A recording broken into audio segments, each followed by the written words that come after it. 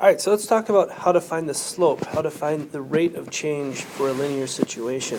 First thing we talk about is when we talk about slope, there's a formula that we can talk about. We talk about rise over run. And if we have two ordered pairs, x1, y1, and x2, y2, our rise over run, the way we find the rise is how much the vertical component has changed. So we take one of the y coordinates and subtract the other one. So y2 minus y1 over the change in the x's, so that would be the difference between the x coordinates, x2 minus x1.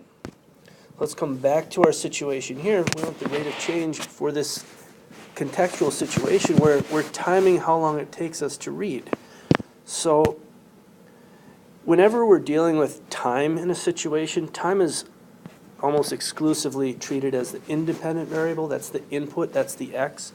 And here the number of pages read would depend on how long we're reading for. That's the y.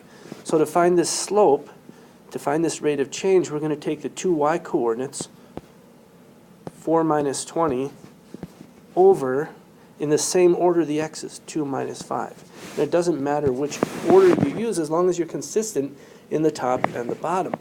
So we have negative 16 over negative 3.